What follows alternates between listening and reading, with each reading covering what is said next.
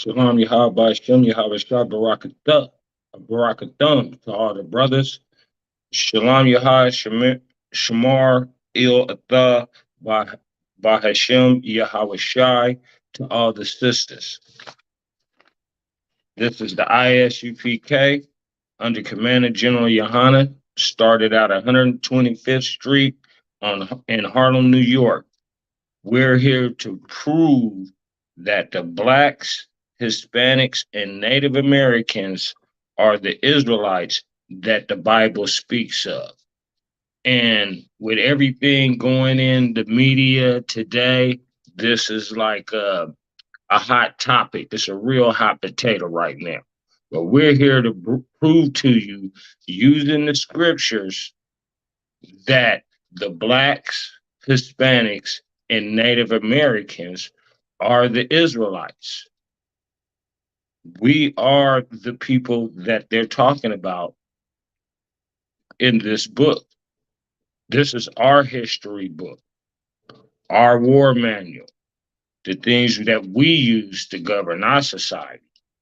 So don't be ashamed to be an Israelite. You know, like they're trying to shame Kanye and Kyrie. You know, got Kyrie got to do a backflip and jump through a hula hoop just for owning up to his culture. You know, so me, I'm gonna own up to my culture. I've always told everybody the I.S.U.P.K been bringing this out since 1969. So with that, it's very important, you know, because you be like Esau. Well, who is Esau? Esau. You know, but the thing with Esau's name is, you know, we name people. Everybody name had a meaning. For example, my name is Darak. It means guide. I'm here to guide you, give you the information that you need to bring you to the truth so that you would know the truth and have a pathway to the truth. You know. So Esau, for example, his name means wasted away.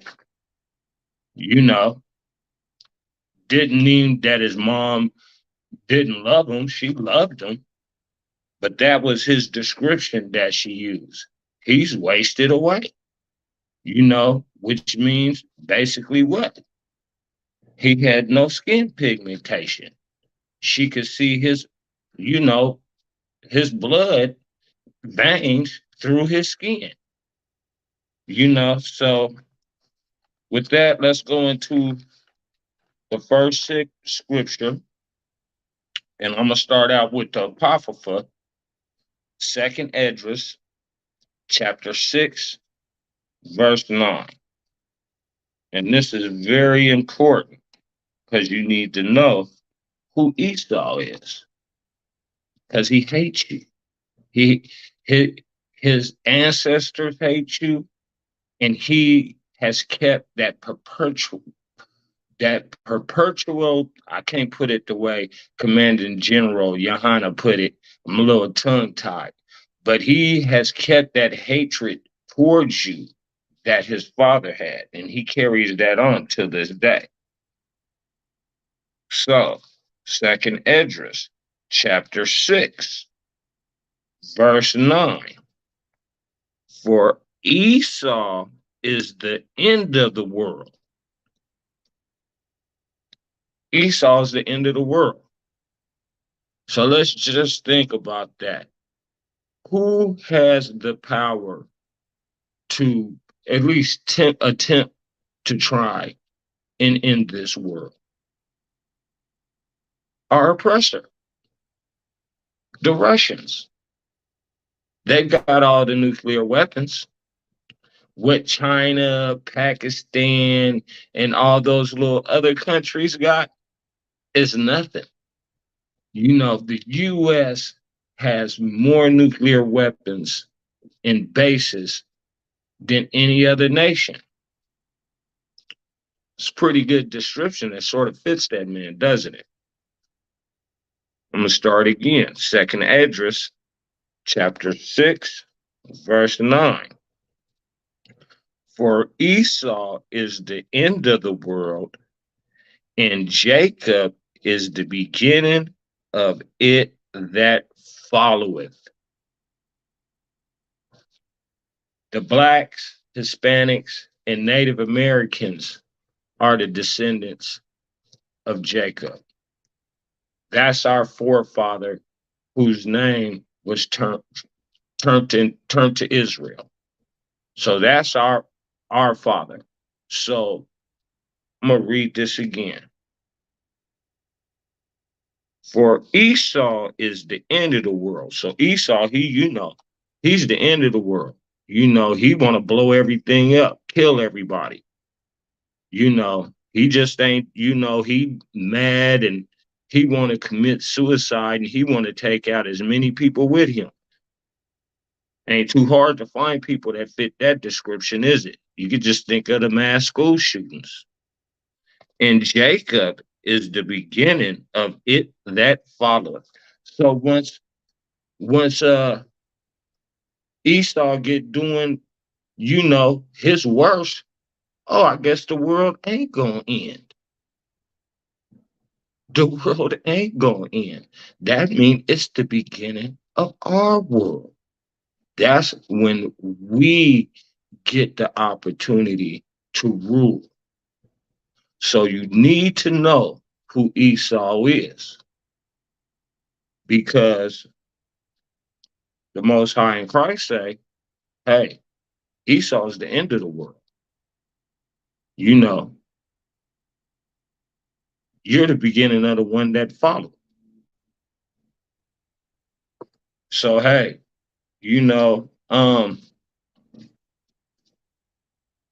some people you probably shouldn't save or try to save or wonder why they can't be saved because it's detrimental to your future. Instead of you worrying about Bob and Karen, maybe you should focus on you and what the Most High in Christ is telling you, the oppressed. These people, shoot, they talking about having Thanksgiving dinner and celebrating the mass slaughter of millions of Native Americans. I don't even know when Thanksgiving is. I think it's next week sometime. That's what they're thinking about. And then going out and spending all their money on Black Friday. Most of the times it's on stuff that they don't even need. You know, they just get you, Esau just get you all worked up to come go spend your money, and celebrate mass slaughter. So you need to know who this is, because as you could tell, this is the sign of the times. Everybody says we're living in Revelations, except for probably the Old Testament brothers. They don't believe we living in a time of Revelations. They're still waiting on Yahweh Shai to come. So with that, I'm going to go to Genesis chapter 25, verse 21.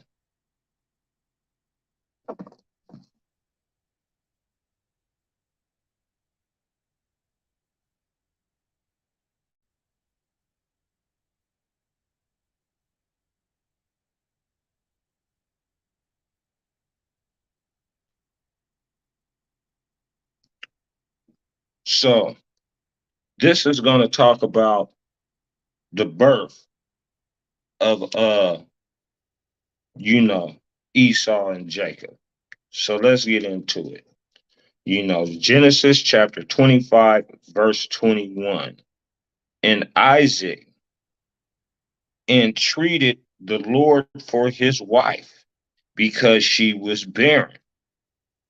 So this is pretty much saying entreated, like, hey, he went and talked to the Most High, like, could you please, you know what I'm saying? He had to step in on her behalf because you had to have a man of the Lord to speak on your behalf.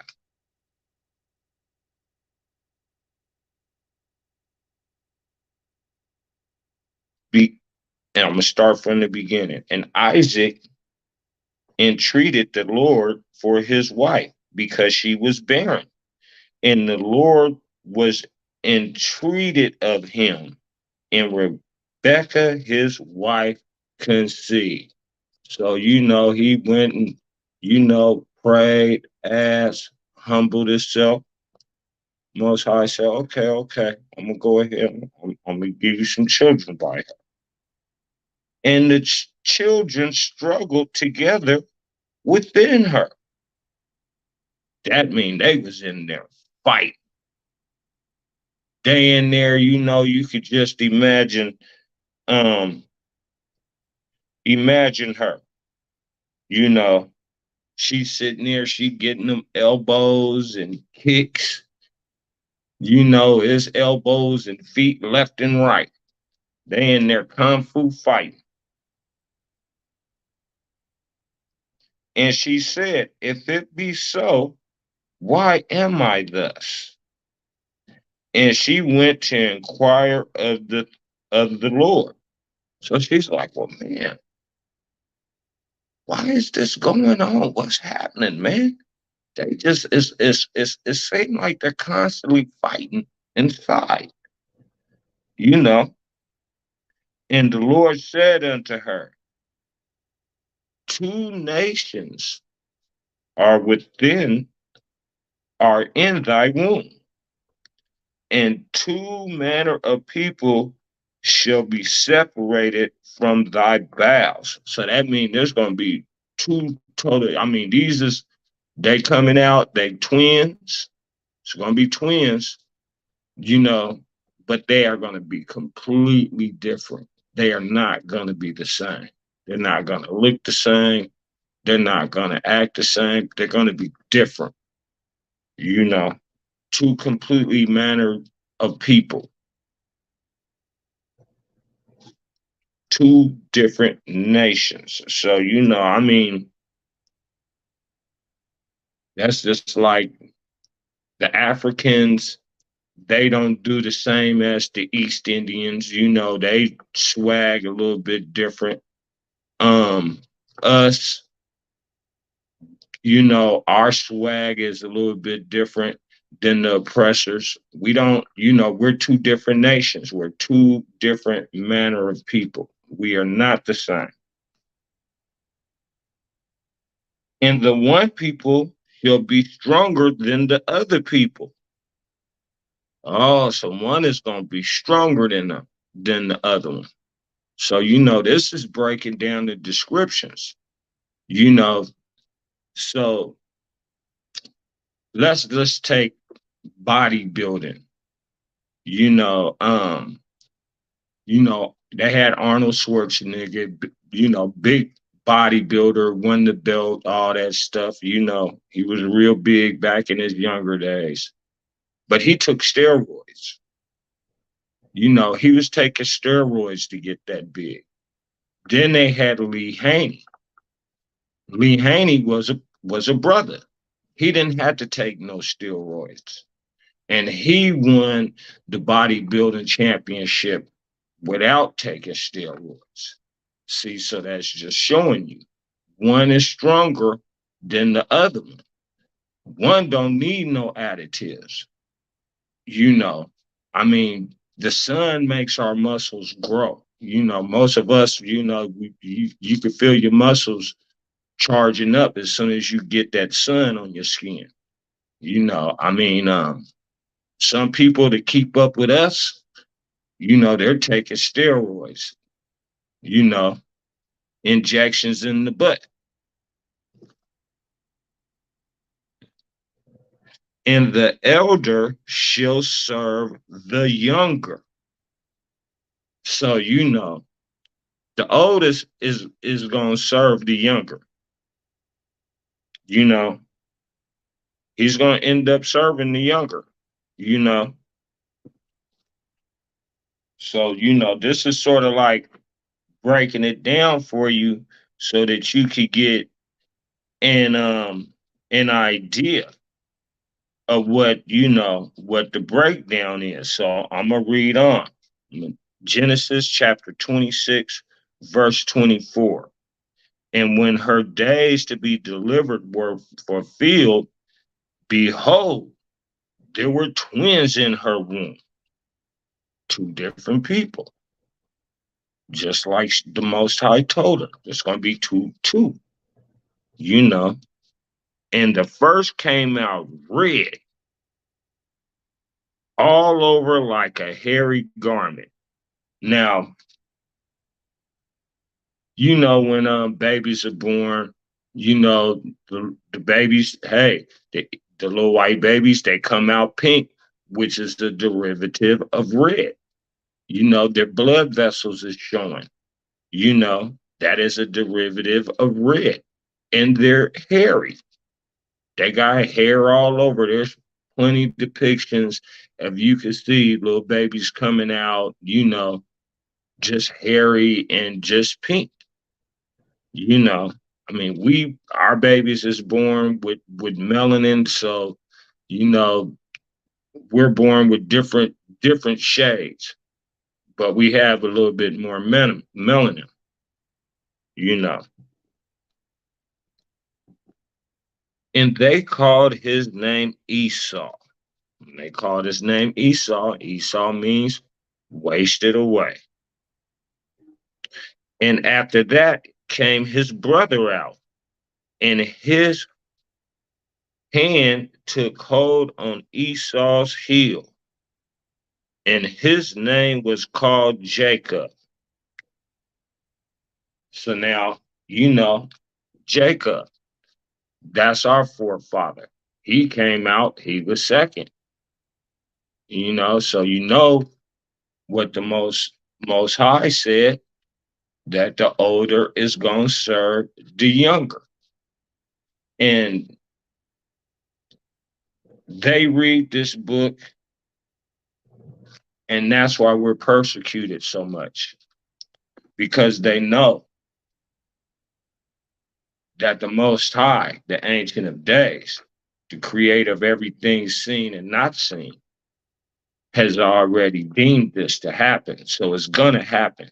They're going to end up serving us. So they're just they're just doing the most right now. They're just doing the most. So, yes, Esau is your oppressor. With that,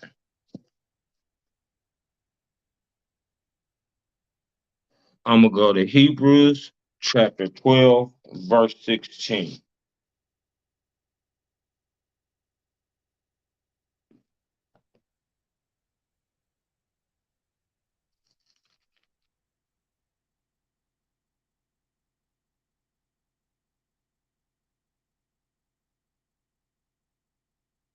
Hebrews chapter 12, verse 16. Lest there be any fornicator or profound person as Esau. Just let me read that part again.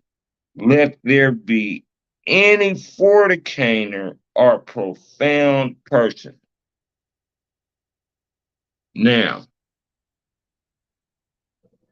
you see, our oppressor, they all over the world, they just bowing down to any and every god they can. The Egyptians, the Hindus, they got the Greek gods. He's just running around. He will try anything, bestiality, witchcraft. He's just, it's some of the things that I've seen. Pedophile, um, homosexuality. I mean, sleeping, The mayor of Portland was sleeping with an underage boy. He's the mayor. He's just, oh my goodness. Is there any more profane person that tells you one thing, breaks every treaty that he makes across the world? Now they're over there about Taiwan. They were supposed to give Taiwan back after 100 years. They didn't broke that. No, they said we got full support. And yeah, all options are on the table. So you just can't trust them. So here's another description of Esau being our oppressor. So you need to know who Esau is, and that Esau is your oppressor. We're not going to sugarcoat it for you in the UPK. Not liking the truth is not going to change it. Yes, you're deep behind enemy territories. You're pretty much you're in a war camp. Forced labor, you don't go to work, you can't pay your rent, you're going to end up homeless.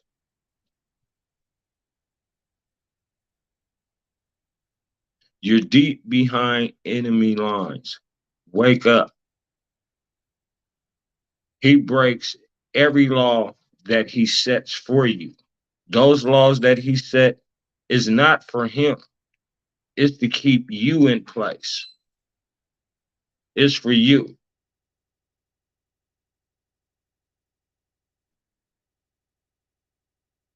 So I'm going to start that again. Hebrews chapter 12, verse 16. Lest there be any fornicator or profane person as Esau, who for one morsel of meat sold his birthright.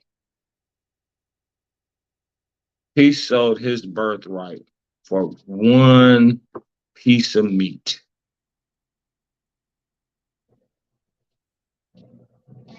Just think you tell your son, all right, son, you know, you got this, let's say you got a 62 Chevy Impala convertible. Everybody want this car. He says, oh, son, I'm going to give you this car. Don't worry about it. This is your car. Don't even worry about it. Then he turns around and sells it to somebody for a pair of Jordans. So, oh, man, I ain't thinking about that car, man. I'm going to give me something different. I don't even want that car. Esau didn't even want the blessing. He cared less. So how you think that made the Most High feel? It's like, man, I'm trying to bless this brother, you know, and man, he don't appreciate it. Not only that, he don't even want it. Oh man, I ain't got time for him. I'm not fooling with him. You know. Then he's running around here doing all this sick satanic things, sleeping with all the different women of all the nations, doing everything against the law, and he knows better. The law was in place back then. Esau know he's breaking the law, but he didn't care. He sold his birthright to Jacob for a piece of meat. Now, I've seen some of the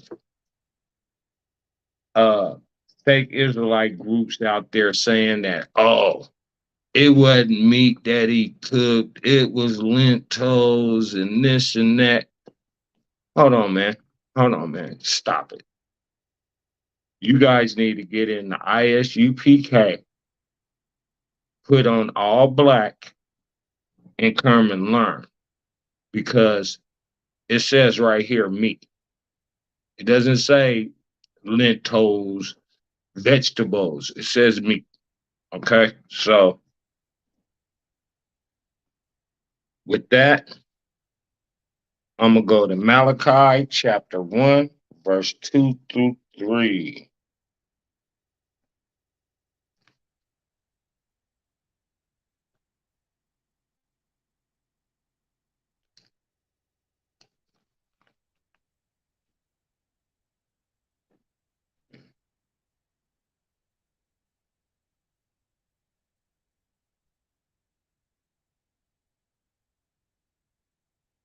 Malachi chapter 1, verse 2. I have loved you, saith the Lord. Yet ye say, wherein hast thou loved us? Now that's the Most High talking to us. He told us, man, I love you guys. I love you guys so much. Hey, I'm going to bring you out of this land of bondage. You know, you over there in Egypt, them people is doing you dirty. They constantly raising your rent, got you all stressed out. You know, got you paying rent every month. You can't get 1 month off. You know, not one, just oppressing you. And then constantly giving you a rent hike, putting extra hours on you, you know, treating you bad, just treating you dirty, hate you. He said, man, I'm gonna bring you up out of there. You know, that's love. I'm gonna take you into your own land and give you your own stuff. You guys can do your own thing. You know, yeah, come on up out of there. But what did we say? Yet ye saying, where hast thou loved us? The Most High replied, was not Esau Jacob's brother? See, Esau and Jacob was brother.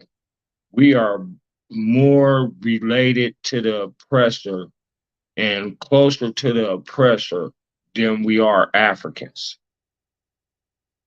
You know, I mean, you seen albinos, they brothers. You know, at one point in time, hey, you know, Jacob and Esau was brothers. So that would make us their cousins. I'm going to start that again. Malachi chapter 1, verse 2. I have loved you, saith the Lord. Yet ye say, wherein hast thou loved us?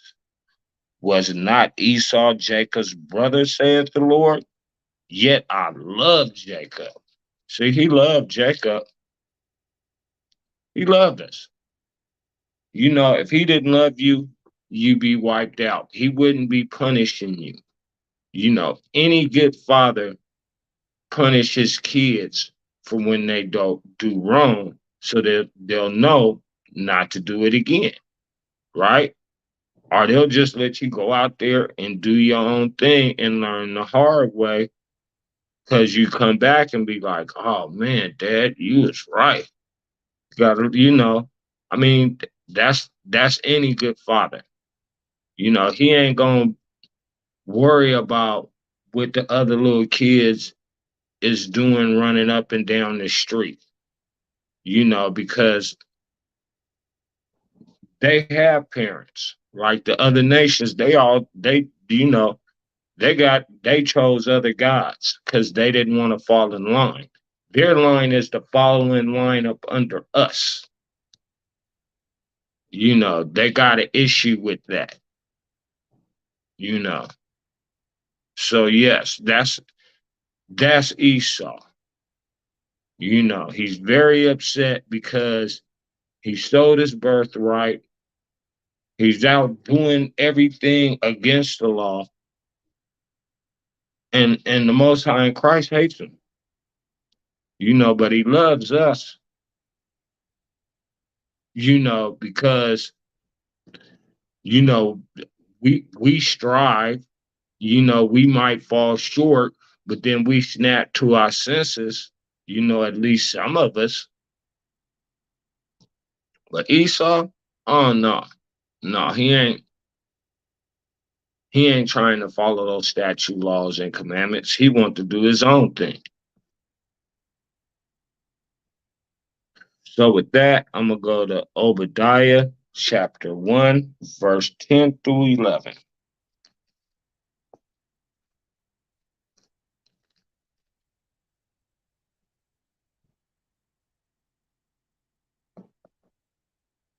Obadiah chapter 1, verse 10. For thy violence against thy brothers Jacob. I'm going to repeat that. For thy violence against thy brother Jacob, shame shall cover thee, and thou shalt be cut off forever.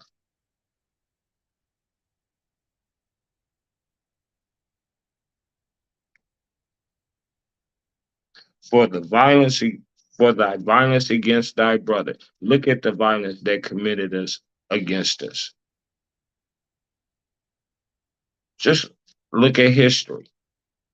The blacks, the Hispanics, the Native Americans. Look at the atrocities they committed with us.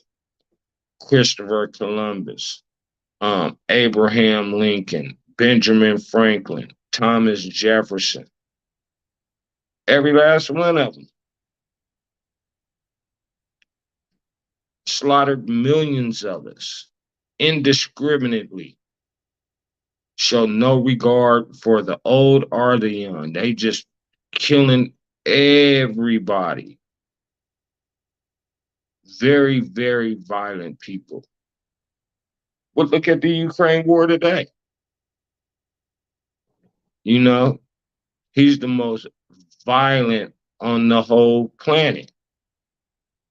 They're over there using drones, dropping bombs on each other.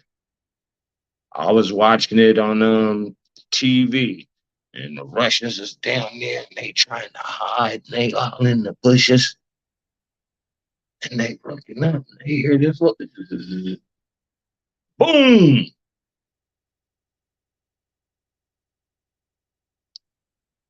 and they're right by each other.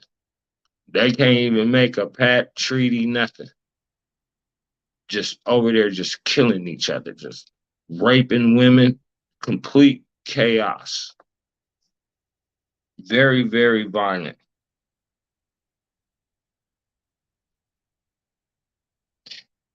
And now with all this stuff in the media, you had Dave Chappelle recently came out,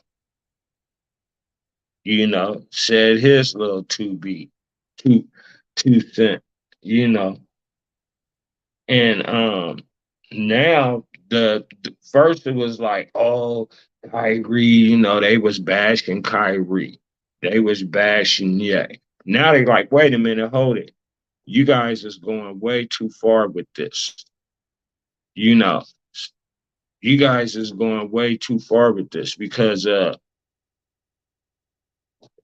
truth, you can't call the truth hate. It's the truth, whether you like it or not. So now he's ashamed. He's ashamed. He don't want, Esau don't want them telling, embracing, and telling their people who they are and what their culture is. They don't want that out there because they're ashamed, because they know who they are. They know they're Khazars. They know that they're converts. And they know that they had a major part in the slave trade. And they know that justice is coming. The Most High in Christ, is all about justice. So oh yeah, it's starting. It's already start. It's going to be the trickle down effect from the Caucasus Mountains. All up there where they came down and conquered, blowing up, and it's going to trickle all the way back down to America. you know and it's in this book, whether they want us to bring it out or not, is not going to change it. You better prepare yourself, because Esau is our oppressor. They're one and the same.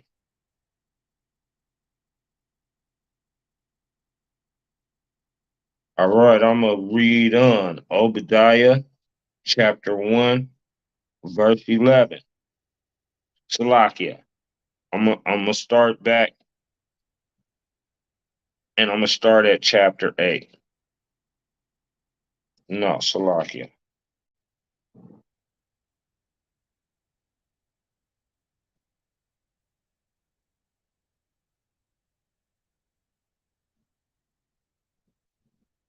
I'm gonna start at verse 9. In thy many men, in thy mighty men of Teman shall be dismayed, to the end that every one of the mount of Esau may be cut off by slaughter. Now that's justice. For thy violence against thy brother Jacob, shame shall cover thee, and thou shalt be cut off forever. In the day that thou stoodest on the other side, in the day that the strangers carried away captive his forces, and foreigners entered into his gates and cast lots upon Jerusalem. Even thou wast as one of them. So when our kingdom got sacked, Esau was right there with them, raping, killing. They was shooting dice for people.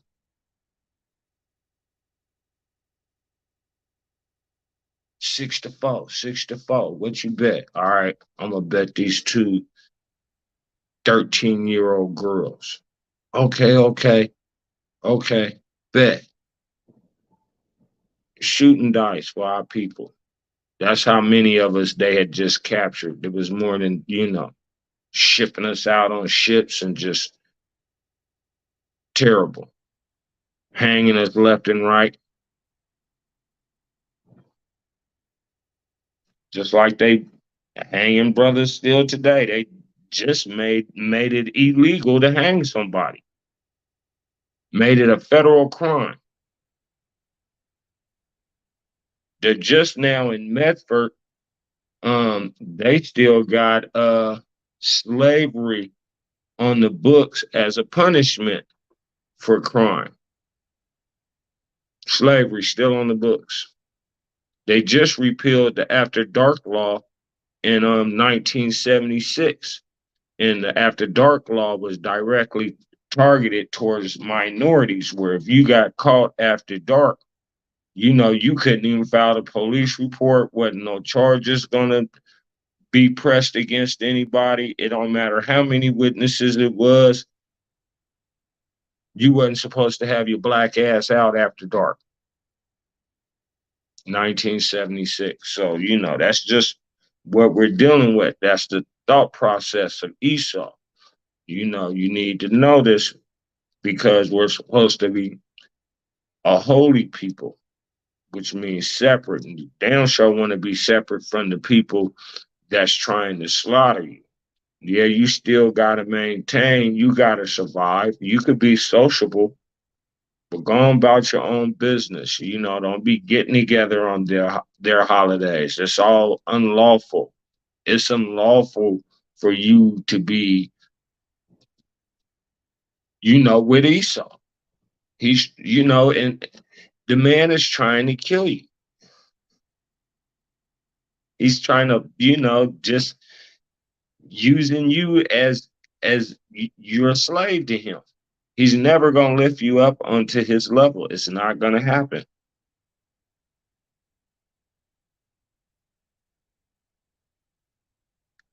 All right. With that, I'm going to go to Genesis chapter 36, verse 8 through 12.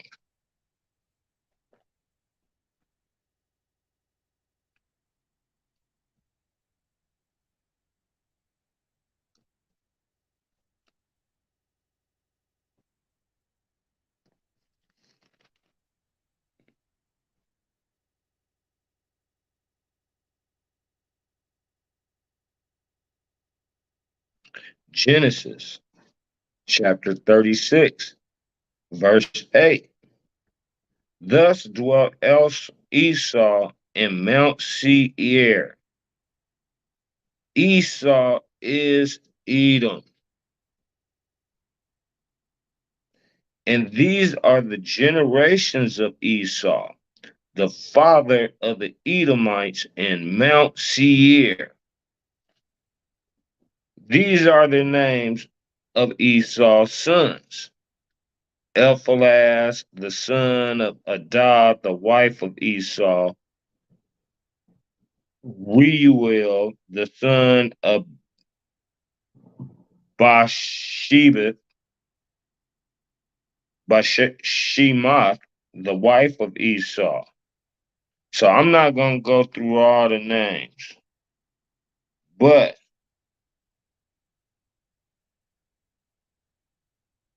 the most important one you need to know is that Amalek.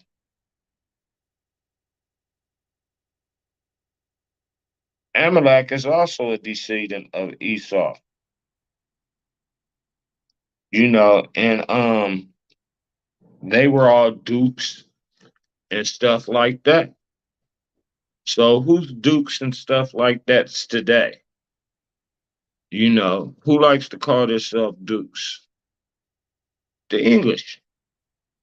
So there's a definite correlation that's showing you who Esau is today. You know, they are those people, and they're united with, Edom, you know, and they're all related. I mean, all those people, they're all the same people. They're all related, you know, they're all related. So with that, I'm going to go to 1 Samuel chapter 15, verse 1 through 19.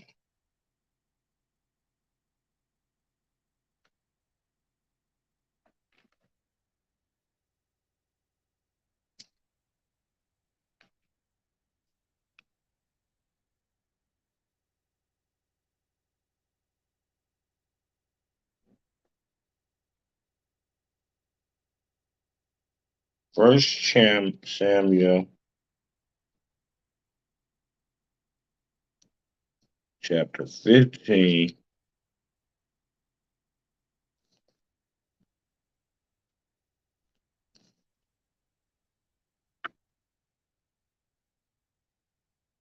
1 through 19. Now Samuel was the king at the time, right before uh, David became king. So this is the time period, that they were in. So Samuel and Salakia, Saul was the king at the time, right before King David. Saul was the king when David cut off Goliath's head. So Samuel was a prophet back then. Samuel also said unto Saul, the Lord sent me to anoint thee to be king over his people, over Israel. Now, therefore, Hearken thou unto the voice of the words of the Lord. Thus say the Lord of hosts, I remember that which Amalek did to Israel. See, there's Amalek, descendant of Esau. How he laid wait for him in the way when he came up out of Egypt. See, this is the part that the Christian churches really don't teach about how when we came out of Egypt and we crossed the sea and everything, they talk about the sea opening up and closing and trapping all the Egyptian soldiers, but they don't tell you about how you know the Edomites was laying in wait for us. They were just waiting. They was up there just you know hiding in the bushes. Probably had mud all on their face so we couldn't see them. And they was killing the women, the children, and the old that were in the rear. That's what they were doing. Sounds like something that they're doing over in Russia right now today, huh? And we know all these people come up out of the Caucasus Mountains and they're all fighting with each other, to see which one of them is going to rule the world.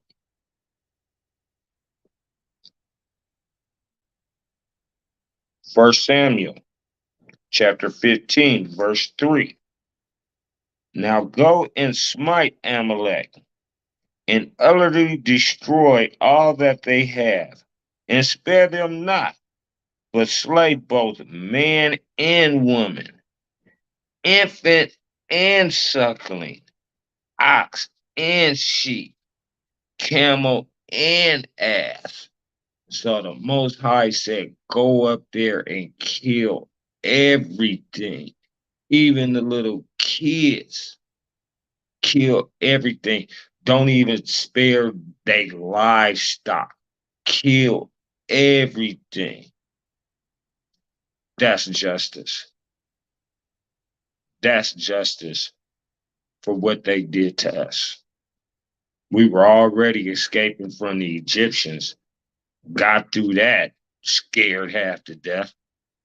Now here these guys they attacking us from the rear, killing our kids and our elderly and our women. Come on, man.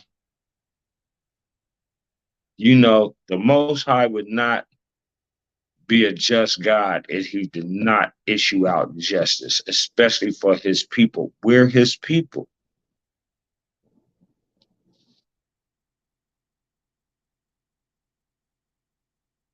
First Samuel chapter 15, verse 4. And Saul gathered the people together and numbered them in Talim 200,000 footmen and 2,000 men of Judah. And Saul came to a city of Amalek and laid wait in the valley. And Saul said unto the Kenites, go, depart, get ye down from among the Amalekites, lest I destroy you with them. For ye showed kindness to all the children of Israel when they came up out of Egypt. So the Kenites departed from among the Amalekites. See, so we was only coming from the Amalekites. We was coming from justice. We wanted some payback. And Saul smote the Amalekites from Havilah until thou comest to Shur, that is over against Egypt. And he took Agag, the king of the Amalekites, alive. See, hard headed, hard headed. We're gonna that he's not listening.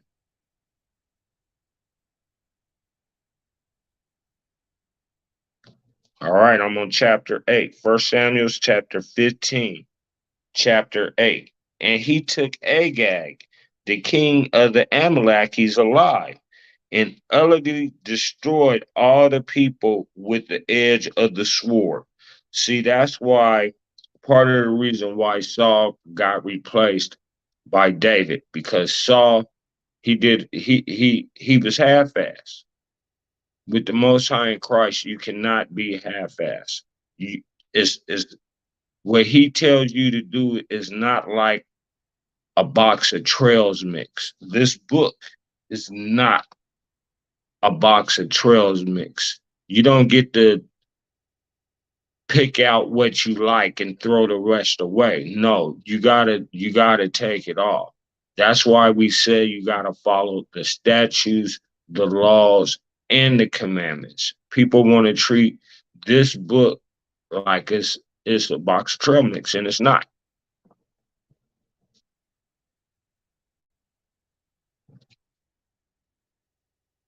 First Samuel chapter 15, chapter 8. And he took Agag, the king of the Amalekites, alive, and utterly destroyed all the people with the edge of the sword.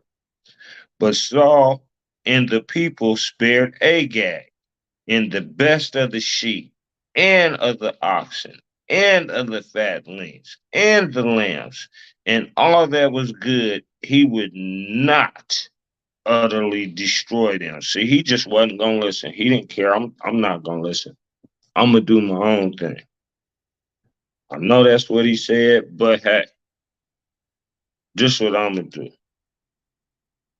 But everything that was vowed and refused, that they destroyed utterly. So he just destroyed all the stuff that he knew this was garbage. Anything looked good, he keep it.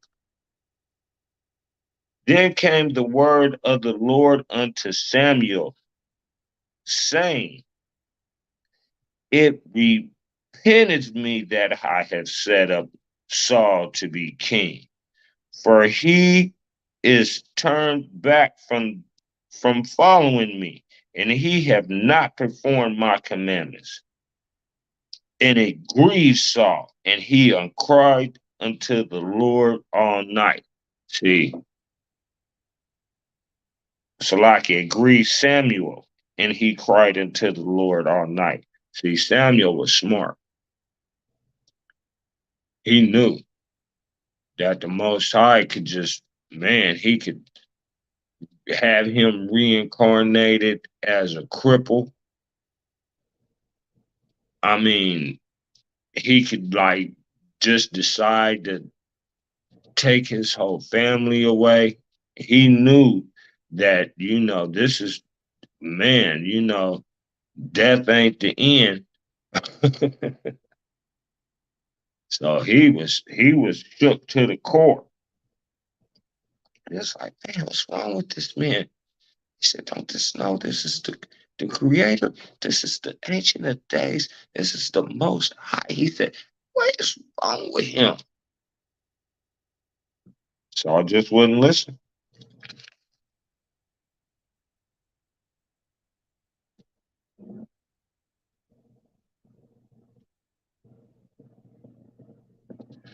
All right, now I'm on chapter 12. Salakia. First Samuel chapter 15, verse 12. And when Samuel rose early to meet Saul in the morning, it was told Samuel, saying, Saul came to Carmel, and behold, he set him up a place, and is gone about, and passed on, and gone down to Gilgal. And Samuel came to Saul, and Saul said unto him, Blessed be thou of the Lord. I have performed the commandments of the Lord. Now he gonna look right at, you know, a man of the Lord and just flat out lie. You know, you did not perform the commandments. You half-assed it. You know, you half-assed it. You risking our whole nation for this BS. when you was told specifically to destroy, kill everything, not to say nothing. So, Samuel, he already know he didn't do it because the Most High told him. And Samuel said, what meaning then this bleating of the sheep in my ears and the lowing of the oxen which I hear? So now he even hear the sheep and the oxen. And Saul said, they have brought them from the Amalekites, for the people spared the best of the sheep and of the oxen to sacrifice unto the Lord thy God, and the rest we have utterly destroyed. See, now he just decided he gonna do his own thing. Nah, we gonna, we'll do a little sacrifice and be able to keep the rest. Then Samuel said unto Saul, stay, and I will tell thee what the Lord has said to me this night. Uh-oh, he in trouble. And he said unto him, say young. He said, oh man, I didn't, see what the Most High said, man. I know I didn't listen, but, you know, let's see what the consequences of my action is. I'll just deal with the consequences. I had to have that, keep that stuff though. Then Samuel said unto Saul, stay, and I will tell thee what the Lord has said to me this night. And he said unto him, say on. And Samuel said, when thou wast little in thy own sight, was thou not made the head of the tribes of Israel? And the Lord anointed thee king over Israel? I said, man, you thought you wasn't shit. I made you the king of Israel. I put you over all the tribes. And the Lord sent thee on a journey and said, go and utterly destroy the sinners of the Amalekites and fight against them until they be consumed. Wherefore then didst thou not obey the voice of the Lord, but didst fly upon the spoil and didst evil in the sight of the Lord? So by him going and not following orders, now is evil. You know, it's evil because he has a wickedness in his heart. When he set out, he had no intentions on slaughtering all the sheep and the oxen. He says, well, I'm gonna slaughter most of them, but the best ones I'm gonna keep. We gonna eat that. He didn't want to listen. And Saul said unto Samuel, yea, I have obeyed the voice of the Lord and have gone the way which the Lord sent me, and have brought Agag, the king of Amalek, and utterly destroyed the Amalekites. See, now he's still going on. He's still, oh no, I did what he told me to do. Look, I got the king of the Amalekites. I got Agag right here. But he told him to kill everybody. But the people took of the spoil, sheep and oxen, the chief of the things which should have been utterly destroyed, to sacrifice to the Lord thy God in Gilgal. See, now he blaming it on the people. He blaming it on his soldiers. Like he don't have no control, but he the king. He the king. And Samuel says, hath the Lord as great delight in burnt offerings, and sacrifices as in obeying the voice of the Lord? He said, man, you think the Most High really care about, how many sacrifices you gonna do versus obeying what he tell you to do? Come on, man.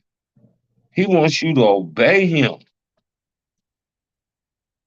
Behold, to obey is better than sacrifice, and to hearken than the fat of rams. To obey is like, no sacrifice don't mean nothing, man, if you ain't obeying. Obeying what these statutes, laws, and commandments and what you've been told to do is the important thing. You know, fat of rams? No, no. That's not important as to listening to what these statute, laws, and commandments is. That's what's important, you know. For rebellion is as the sin of witchcraft, and the stubbornness is as an iniquity and in iniquity and idolatry, because thou hast rejected the word of the Lord, he has also rejected thee from being king. You know, so there's the importance of following the statute, laws, and commandments. You know, Saul didn't follow him. He lost his kingship. You know, he let Amalek live, who is Esau, ran to his relatives and got with the dukes and the earls and came back for payback. And here we are today, descendants of so-called descendants of slaves. You know, they want you to believe that you was running around barefoot in Africa. You know, but now that we're in the time of revealing the internet, we could just go on there, touch in, you know, type in and find out anything you want to find. You know, I mean, that we're all out of Africa. You know, we were all running around barefoot in Africa, got blown out of doors because through research, we know that Germany, Russia, France, Britain, all those were all, you know, founded by Black people.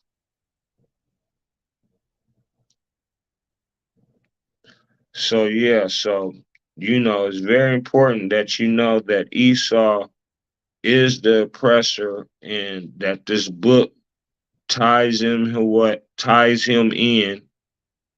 He's got that mark of Cain on him so that you can see the blood in his skin because he has bloodlust. So with that, I'm gonna end this class. Shalom, Israel.